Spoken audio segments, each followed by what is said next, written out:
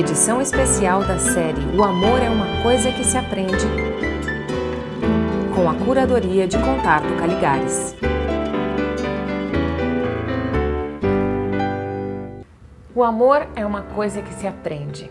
Para o psicanalista Contardo Caligares, aprendemos a amar nos livros, nas pinturas, nos filmes, na música. As histórias que vemos e ouvimos passam a fazer parte de nós e moldam nossa maneira de amar. Este café filosófico apresenta os melhores momentos dos 7 programas da série Amor é uma Coisa que se Aprende, que teve curadoria de Contardo Caligares. Nesta primeira parte do programa, a cineasta Daniela Thomas fala sobre sua forte experiência afetiva na sala de cinema, um lugar onde os filmes e a vida se misturam. Para falar sobre o amor na música brasileira, o crítico musical Arthur Nestrovski decidiu também cantar o amor. E o diretor de teatro Gerald Thomas levanta a dúvida: existe amor no teatro? Ou o amor do palco é uma grande mentira? E nós podemos ter histórias de vida muito diferentes, mas em matéria de amor temos algo verdadeiramente em comum. Temos em comum um repertório cultural que é o mesmo. Todos aprendemos o que é o amor, todos aprendemos a amar no mesmo repertório do amor. Eu não sei se existe o tal chamado amor dramatúrgico. Eu não sei se ele existe de verdade. Não. Ou eu não sei se eu aprendi a amar dentro do teatro. Eu acho que como farsa, e esse termo é muito bem definido por mim, farsa, eu não sei se eu aprendi alguma coisa de amor no teatro. O amor é uma coisa um pouco... vem, né? Vem. Você já nasce amando, né? Sim, claro. E quer dizer, existem vários filmes em que você aprende um pouco mais, uma coisa ou outra sobre o amor, como fazer para lidar com o sexo oposto, ou mesmo, enfim. Mas o que eu quis buscar foram os filmes que realmente, em retrospecto, mostravam... Eu não me dava conta que eu estava aprendendo, né? Quando eu os vi. E que agora é que eu vejo o quanto eu me inspirei neles para ter as relações que eu tive. A relação entre música e amor é uma relação milenar, para dizer o mínimo. Afinal de contas, por quê? Da onde vem esta relação tão íntima entre a experiência amorosa e a experiência musical? A pergunta que vale como pergunta é se existe alguma coisa na música que permite que se fale de amor quando não é possível se falar de amor. Ou seja, para a dificuldade de se falar de amor, talvez cantar o amor seja uma das possíveis soluções.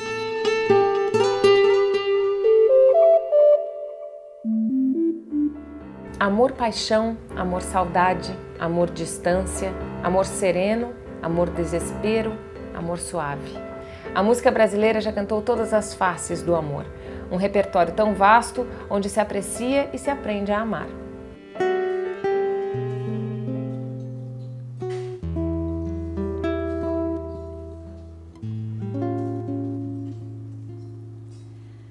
Eu sei que vou chorar a cada ausência tua, eu vou chorar, mas cada volta tua há de apagar o que essa ausência tua me causou. Como a gente aprende a amar? O que é a experiência amorosa? Da onde vêm as formas, né, que a gente aprende a se apaixonar?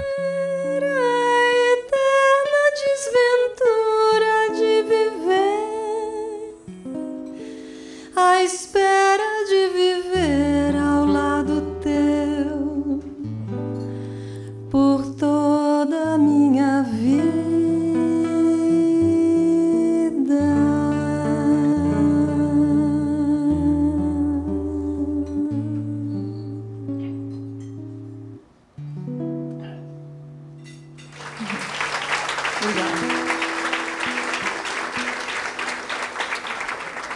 A canção brasileira, eu acho que isso é uma coisa que nem sempre a gente tem tão claro quanto poderia ou talvez deveria. A canção no Brasil tem um papel muito especial, insólito mesmo. São pouquíssimas culturas do mundo onde a canção popular tem uma inserção tão forte e tão relevante na cultura de modo geral. o mínimo que dá para dizer é que, especialmente na segunda metade do século XX, a canção conversa com todas as mais importantes formas de produção cultural no Brasil. Se a gente fala em Clarice Lispector, ele pode falar em Tom Jobim na mesma frase, sem cair o registro. A gente pode falar em Chico Buarque e Caetano Veloso, assim como fala de Drummond, ou fala de Iberê Camargo, ou fala de Cabral, e assim por diante. A canção popular pertence ao registro da melhor produção cultural, né, que se foi capaz de fazer ao longo desses últimos 50, 60, 70 anos ou mais. Isso não é uma coisa comum. A qualidade das letras para começo de conversa é algo absolutamente, não vou dizer absolutamente inédito, mas quase inédito nas culturas contemporâneas do mundo. A cultura musical de língua inglesa é a que mais se aproxima. E a própria produção de canções, a variedade, a excelência da canção popular no Brasil é algo que eu acho que a gente não reconhece, ou não reconhece sempre com a dimensão que tem.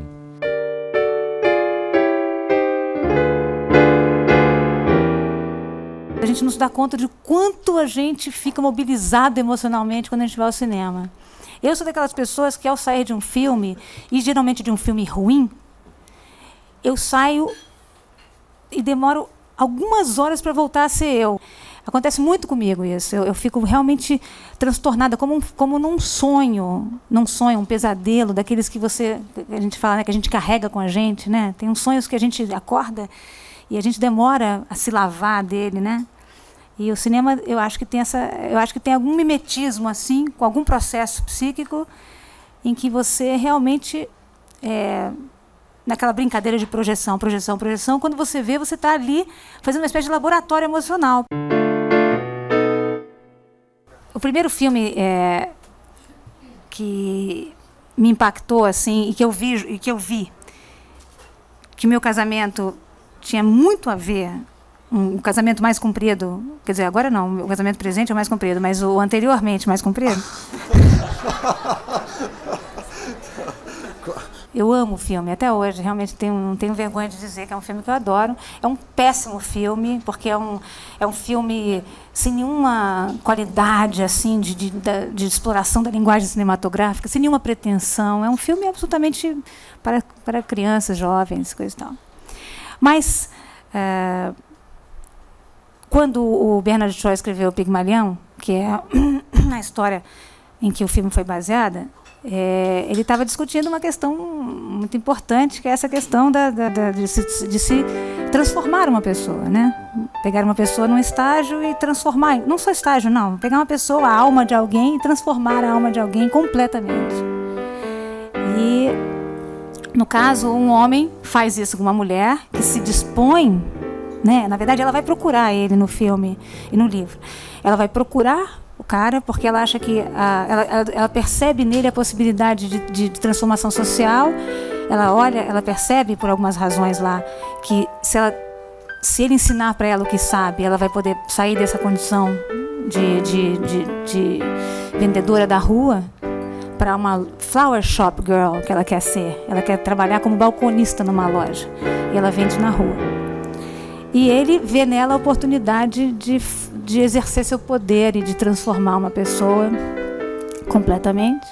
Ele se apaixona e ela descobre que aquela instrumentalização que ele deu para ela, aliada ao que ela já tinha de tão impetuoso, tão interessante, na verdade superaram a personalidade dele, e agora é ela que é interessante e é com ela que ele tem que aprender.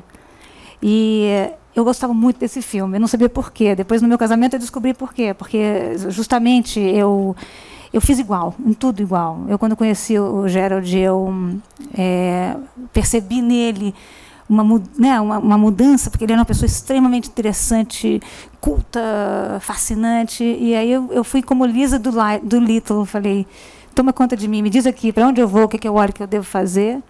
E depois eu fiquei mais interessante que ele.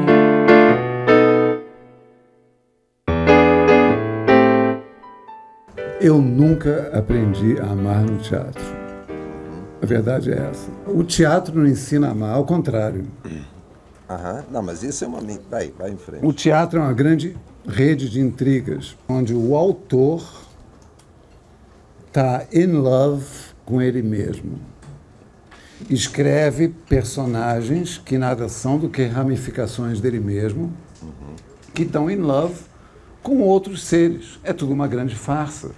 Não existe o amor no teatro. Isso é uma bobagem, isso é uma mentira. O teatro é uma farsa, sempre foi e sempre será. O amor talvez não seja só do palco para lá, mas a outra questão é que não, existem também, é claro que é uma farsa, mas ao mesmo tempo, escuta, bom, estou no exemplo mais banal, Romeu e Julieta. Mas o subtítulo de Romeu e Julieta não fala em amor, são os amantes de Verona. Amantes. Amantes, e o que é? Não, amor e amantes. Explica, vamos lacanianamente desconstruir essa porcaria aqui. Porque diga. Foda é uma coisa. Romeu e Julieta, você acha que era só isso? A minha leitura é foda. Ali é foda. Ah, tá, isso é uma leitura original. Você acha que Romeu e Julieta não é uma história de amor? Não, não acho. Acho que é uma história de sexo.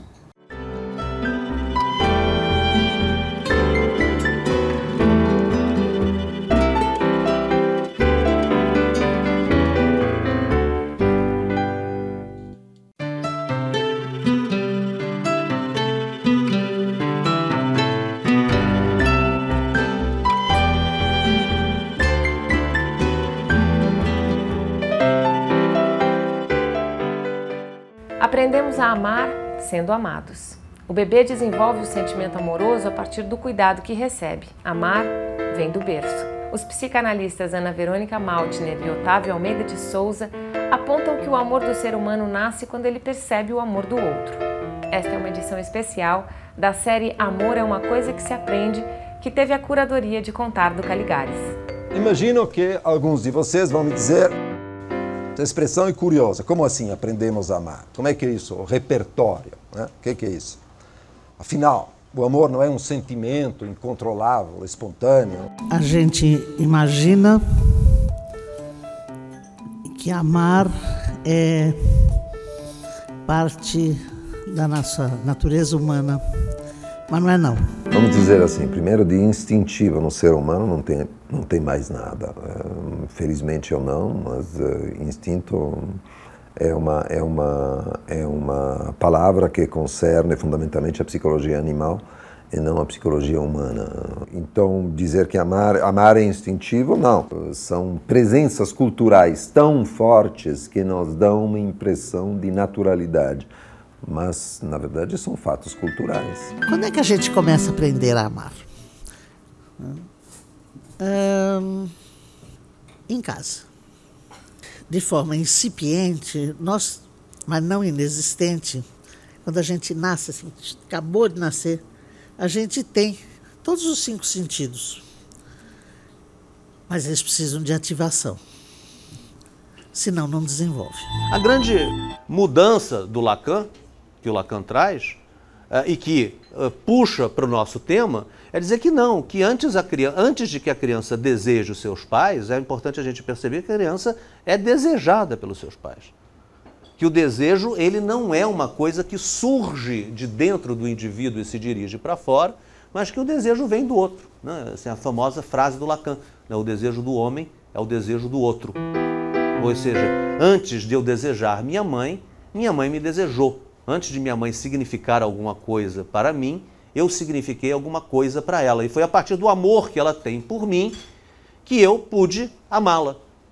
O que faz com que eu possa imaginar que se eu não encontro ninguém que me ame, né, eu não vou aprender a amar. E que, portanto, minha participação, né, na comunidade dos homens ela vai ser bastante prejudicada. Né? Então, nesse ponto, a gente pode dizer que o Lacan traz essa modificação, ou seja, essa prevalência do tempo do outro sobre o tempo inicial de um sujeito, que a gente não saberia de onde veio. Ela é muito explícita em Lacan, mas ela é comum a todos os analistas, tá? Posteriores a... O Winnicott também vai pensar que o que é fundamental para que um sujeito se forme é o amor e a dedicação que a mãe tem pelo seu bebê. Então, todos os analistas parecem estar plenamente de acordo com que o amor é uma coisa que se aprende, que eu não saio amando por aí, que eu tenho que as minhas condições familiares de nascimento são elas que vão me dar a faculdade de amar.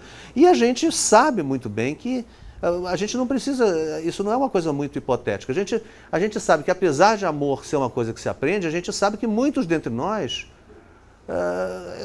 isso seria uma frase forte, dizer que não aprenderam a amar. Não se trata disso, mas a gente conhece pessoas que nunca tiveram um amor-paixão, por exemplo. Isso acontece, né?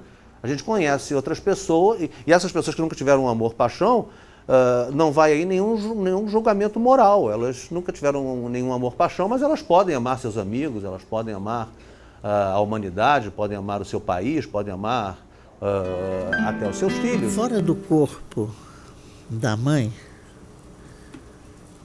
nós entramos numa outra organização completamente desorganizante daquilo que a gente tinha organizado, que estava desconfortável, mas...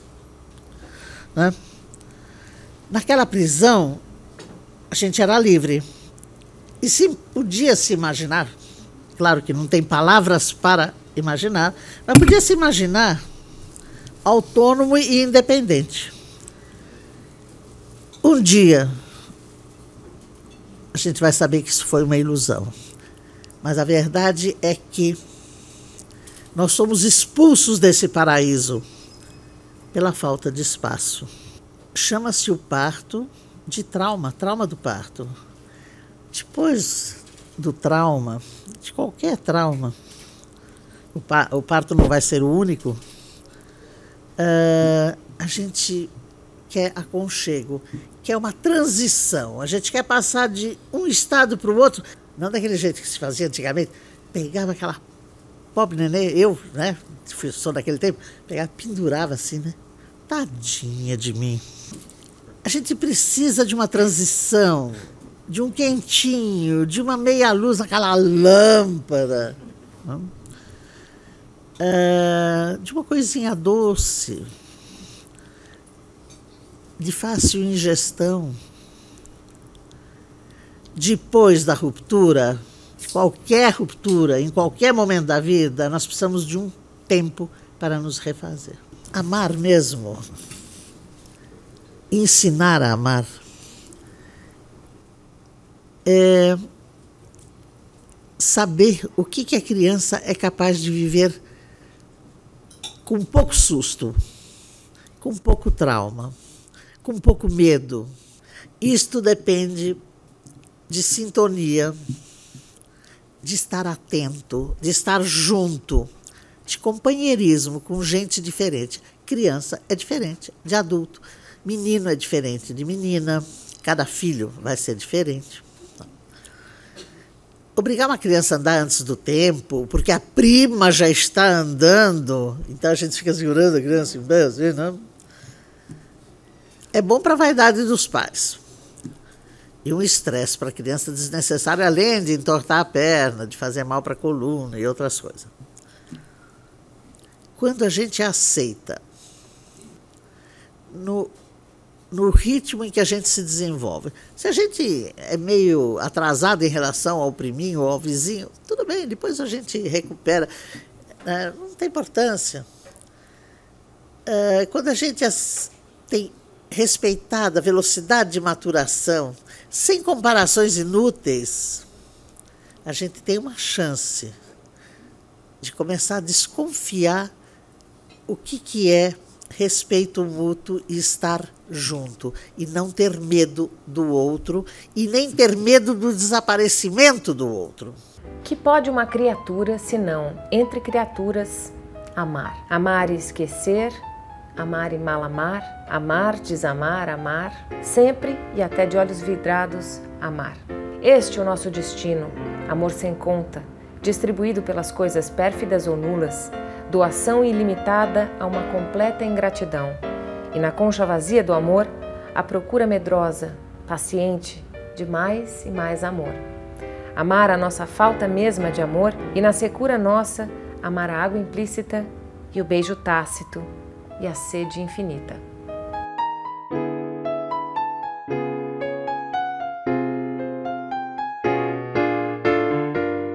O amor se torna um grande tema narrativo com a modernidade. Aliás, o que vou tentar rapidamente mostrar é que ele nasce como o tema narrativo central da modernidade. Penso que sem as histórias de amor, a modernidade não teria acontecido. Primeiro, isso é uma coisa que sabemos, o sujeito moderno precisa de ficções. Por quê? Porque é um sujeito que não tem destino, um sujeito que, em princípio, se inventa, tem a tarefa de se inventar.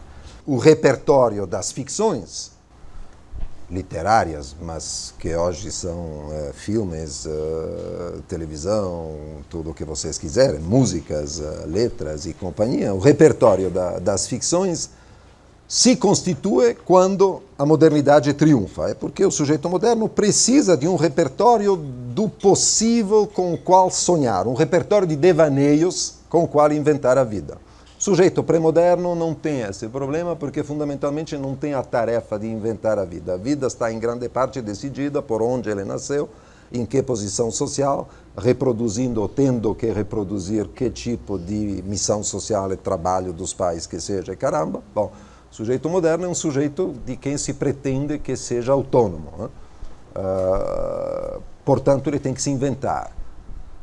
Portanto, ele precisa de devaneios, precisa de ficções. E a literatura nasce com o sujeito moderno. A literatura é uma invenção do século XVIII. Os primeiros romances são do século XVIII. O corpo literário se constitui no século XIX. Né? Agora, não basta dizer que nesse repertório o amor seria um dos temas centrais ou o tema central. Não, é mais exato dizer que, eu acho pelo menos, o amor é o tema que anima, que produz, desde o primeiríssimo começo, produz o repertório das ficções que são o nosso modo de uso para viver.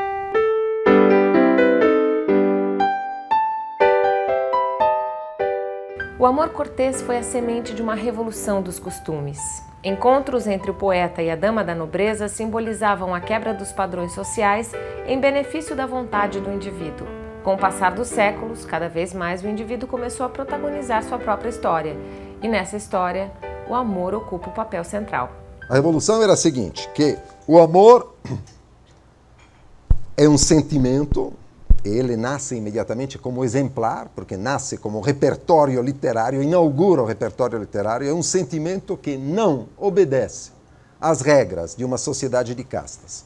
Um sentimento que passa por cima de uma distância social que parecia intransponível. Pelo amor, um plebeu ou um burguês,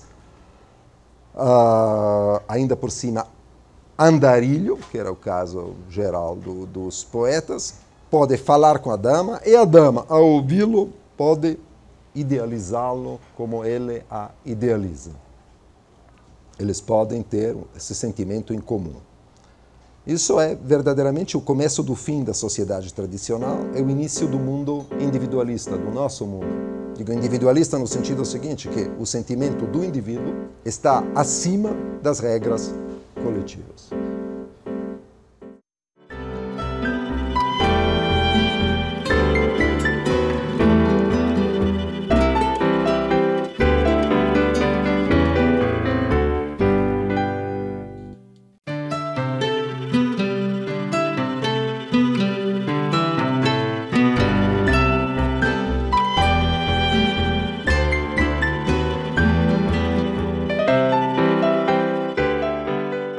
Como é o amor nos dias de hoje?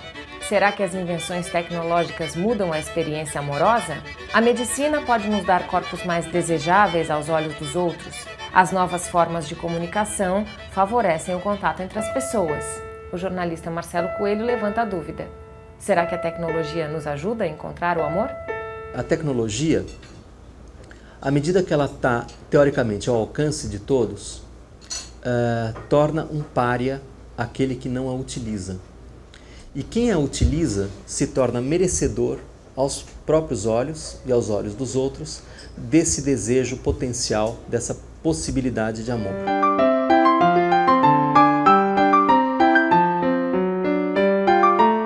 corpo parece funcionar, graças a essas tecnologias, como uma outra roupa que a gente põe por cima, uma roupa única, mas sempre reformável. E não é mais, digamos assim, o lar, o centro, o foco de uma subjetividade. Isso no caso das tecnologias do corpo. E nas tecnologias da informação? Eu acho que elas dão possibilidade de construir não um corpo-máquina, mas de construir justamente uma variedade de identidades desprendidas do nosso corpo, desprendidas do ego, com as quais a gente pode então jogar e colocar elas em funcionamento, colocá-las de modo muito literal na rede da internet. Se com as tecnologias do corpo a gente estava numa situação em que o modelo é a fábrica, o modelo é o trabalho, seja na academia ou no implante do silicone, se a tecnologia do corpo para alguns é fábrica e para outros talvez seja funilaria, não sei, mas para as tecnologias da comunicação, o momento não é da fábrica, mas não é o momento da produção, mas é o momento da circulação das mercadorias. O Orkut é o mundo da vitrine, da propaganda, das estratégias de marketing. Você passa do momento da produção para o momento da circulação e do marketing. O poeta francês Baudelaire, um dos inventores do termo modernidade, descreve o homem da era da técnica e da invenção como um homem que busca o eterno no efêmero. Ele admira a eterna beleza e a espantosa harmonia da vida nas capitais. Harmonia tão providencialmente mantida no tumulto da liberdade humana. Quanto maior o avanço tecnológico, mais nos parecemos com esse pintor da vida moderna descrito pelo poeta. E o amor nos parece cada vez mais, a um só tempo, tão eterno e tão transitório.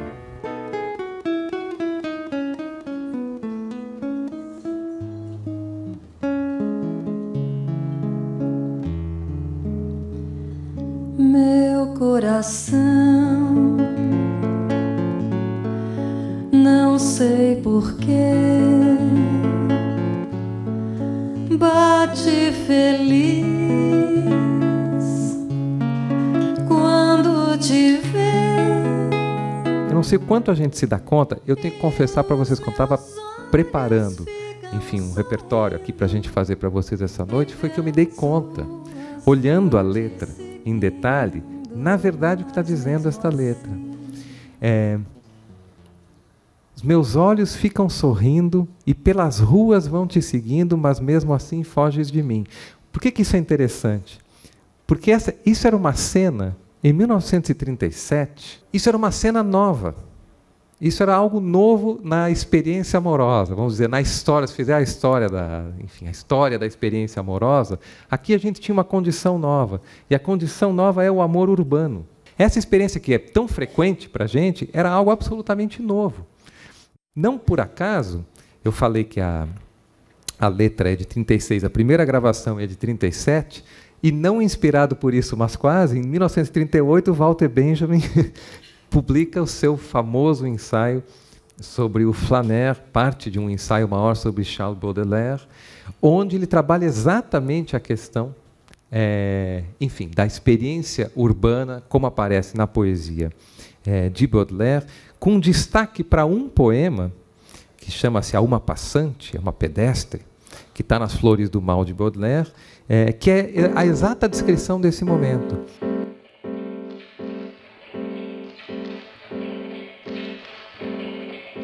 A rua em torno era ensurdecedora vaia. Toda de luto, alta e sutil, dor majestosa, uma mulher passou com sua mão vaidosa, erguendo e balançando a barra alva da saia. Pernas de estátua, era fidalga, ágil e fina. Eu bebia como um basbaque extravagante, no tempestuoso céu do seu olhar distante, a doçura que encanta e o prazer que assassina. Brilho, e a noite depois. Fugitiva beldade de um olhar que me fez nascer segunda vez, não mais te hei de rever senão na eternidade?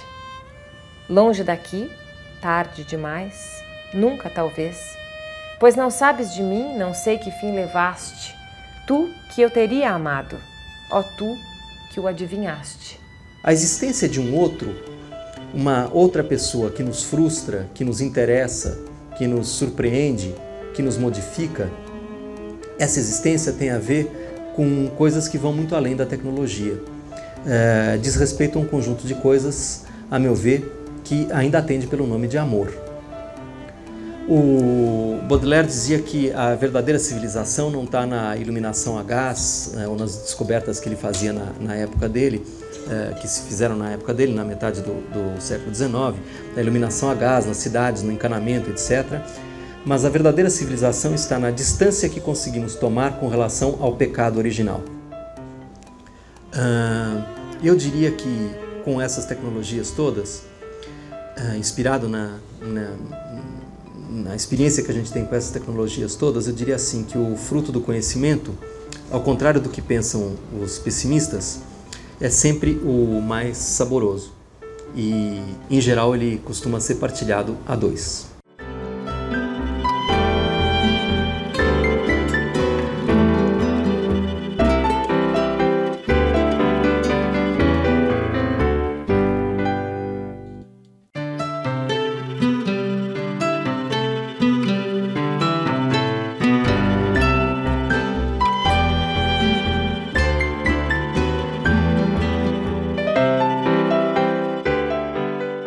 A ideia de que o amor é uma coisa que se aprende desafia o senso comum. Costumamos pensar no amor como espontâneo, incontrolável, algo tão natural em nós que nem pensamos a respeito, apenas sentimos. Ao refletirmos sobre o amor, as dúvidas aparecem. O amor é um ideal? Uma fantasia? É o que de mais humano existe em nós? Afinal, o que é o amor?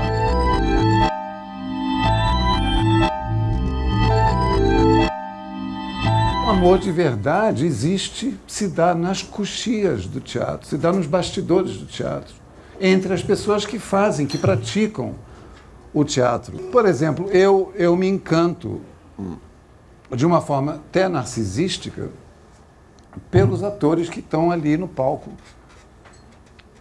dizendo o meu texto,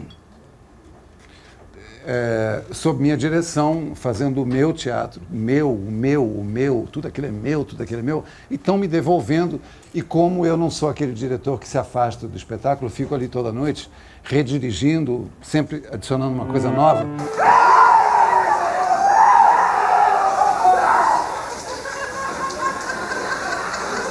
Então eu sempre tento interferir no espetáculo com alguma coisa nova e eu me encanto pelo meu ator, pela minha atriz. Quer dizer, eu encanto. Então esse tipo de amor existe, mas é do limite do palco do proscênio para dentro. É engraçado porque no fundo eu concordo com tudo o que você disse antes. Mas discorda, por favor. Não, eu concordo, mas é a coisa que me impressiona. Concordo no sentido em que que a fonte do amor seja fundamentalmente narcisista, que a idealização do outro que nos permite de amar não é nada mais do que uma maneira de usá-lo como cabide de um pedaço de nosso próprio ideal, de quem a gente gosta de se sentir amado. Que o amor moderno, o amor-paixão, seja fundamentalmente uma aventura narcisista, eu não só concordo, mas não tenho problemas com isso. Essa é a descrição psicológica do funcionamento do amor. Vou dizer mais. Também o fato, uma das ideias de todo o nosso módulo aqui, desde o começo, é que não é tanto que a gente aprende a amar como pelo repertório teatral, cinematográfico, caramba, como se a gente aprendesse uma língua estrangeira, mas é que o amor existe, os apaixonamentos existem em grande parte, porque, não só em grande parte, mas sempre de alguma forma, porque justamente a gente atua padrões narrativos nos quais se engaja porque é legal, porque acha legal, exatamente como você está dizendo. Na verdade, o que mais me surpreende é quanto você parece acreditar em algum sentimento além disso. Porque, afinal, quando você diz isso não existe, tudo isso não é nada, são apenas roteiros literários, é uma farsa e companhia, é como se você estivesse acreditando que, atrás disso, pudesse verdadeiramente ter um amor, oblativo, que encontra o outro, um encontro verdadeiro, e caramba. Coisa que para mim é uma novidade, não sabia que você era romântico a esse ponto. Não, Que o amor seja uma ilusão,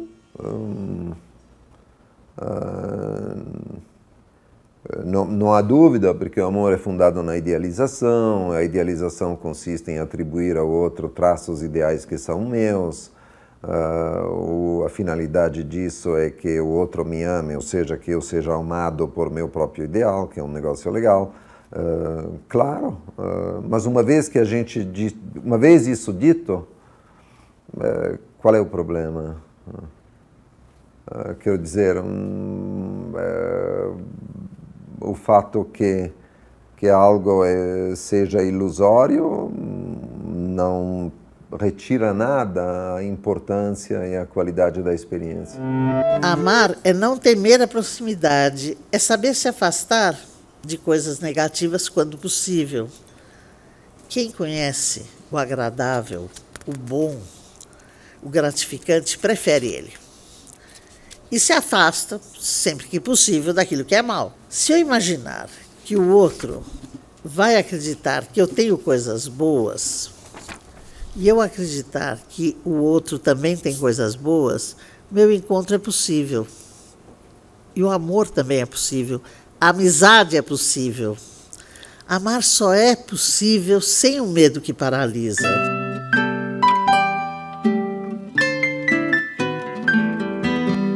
O que se chama de amor? A gente chama de amor aquela coisa do homem com a mulher, do homem com o homem, da mulher com a mulher, ou a gente chama de amor o eu comigo mesmo. Não facilite com a palavra amor.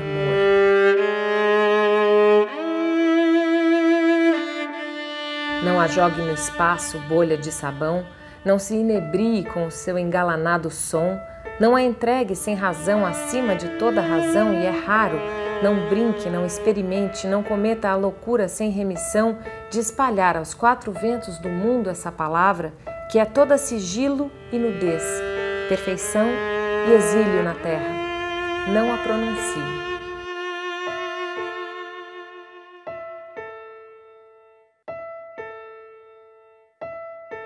Poema lindo do Drummond. E como eu dizia, ele já deixa expressivamente anotado no início dessa nossa conversa a dificuldade de falar de amor. Não é uma experiência fácil de se tratar com palavras, e não é uma palavra que a gente possa usar com impunidade ou com leviandade.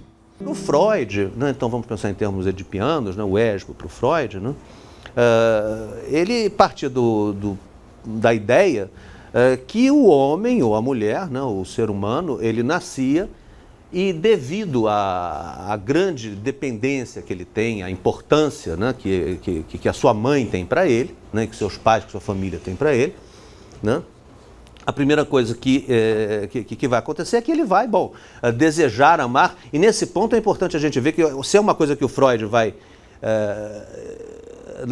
separar amor e sexo, quando ele vai fazer estudos da sua chamada metapsicologia mais profundos, na temática de Piana, isso está completamente misturado. A gente não sabe direito se o Freud ele pensa que se o menino ele deseja concupiscentemente a mãe sem amá-la, ou se ele deseja, ou se ele ama a mãe enfurecidamente. Ele não tem... quando ele está falando do Édipo, o menino ele não só deseja eroticamente a mãe profundamente, como ele a ama como o bem supremo, como a coisa mais importante da vida dele. Então, quer dizer, exige um desejo carnal, exige um desejo também de dependência muito grande, de apego, de ligação e etc. O Freud, então, ele vai imaginar que essa onda amorosa, ela surge quase que naturalmente pelas condições psicobiológicas do bebê em relação à sua mãe. Uma relação de amor, de bem-querer, é aquela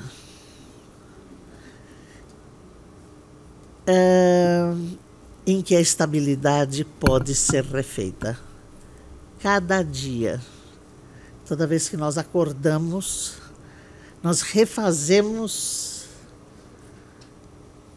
contato com o mundo. Esta relação de proteção e de protegido, ser capaz de proteger e de ser protegido, é o essencial para poder amar. Eu acho que a palavra amor, ela no mundo de hoje, então, que a gente quer resultados muito rápidos, né? Tudo é muito rápido, tem que acontecer na hora, tem que acontecer em 5 minutos, tudo é imagem, tudo é muito baseado na imagem, na propaganda, tudo é baseado no commercial in the break, tudo tem que acontecer. A gente idealiza a pessoa, a gente vê uma réplica daquilo que a gente idealizou e essa é a pessoa. Não é nada, é tudo mentira. A definição do amor é uma coisa muito complexa. Se eu aprendi a amar, como eu aprendi a amar, o que eu defino como amor, o que eu defino como amor na literatura, no drama, e como é que eu defino o amor no teatro, se é que existe o amor no teatro ou na literatura, e como é que eu vejo os autores, os dramaturgos, os autores teatrais se expressarem ou expressarem isso no teatro que eles fazem. A pergunta tem tantas ramificações. Bom, mas você já respondeu bastante, porque de uma certa forma você disse até aqui que o único amor do qual verdadeiramente se trata no teatro é o amor do autor por si mesmo e para si mesmo. Na medida em que ele escreve personagens que se apaixonam pelos são, outros. Claro, ramificações e partes dele mesmo. É. Então, daí você passou a dizer que esse é, de fato, um tipo de amor.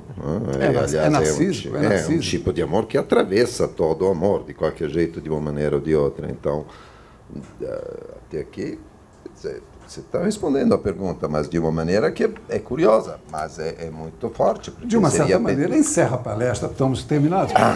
Foi um prazer, boa noite. Como definir o amor? Ao longo dos séculos, artistas e filósofos se debatem nessa difícil tarefa. Shakespeare já alertava que o percurso do amor verdadeiro nunca é suave. Um percurso que vale a pena para Platão, pois ao toque do amor todos se tornam poetas. E para Goethe, que acreditava que somos formados e moldados pelo que amamos. Menos otimista, Robert Frost diz que o amor nada mais é do que um desejo irresistível de sermos irresistivelmente desejados. E completamente pessimista, para Oscar Wilde, o amor é quando começamos a enganar a nós mesmos e terminamos por enganar a outra pessoa. De qualquer forma, há sempre alguma loucura no amor, mas também há sempre alguma razão na loucura, como afirmou Nietzsche. Loucura ou não, segundo Mark Twain, o amor verdadeiro é a única doença do coração que é melhor não ser tratada. Com o amor é assim, muitas visões, nenhuma resposta. Por isso, mais sábio é encerrar com a máxima de Aldous Huxley. Não existe fórmula ou método, só se aprende a amar amando. Presume-se que a gente sinta saudade do outro enquanto está com ele. Isso eu acho um traço muito importante. O que primeiro assinala que, claro, nunca se consegue ter o outro inteiramente, né? Ele está sempre nos faltando, bom, claro. Mas que também assinala que ainda existe uma distância que é necessário manter. Eu diria que amar é algo assim, não poder estar sem você, que é muito diferente de querer estar com você.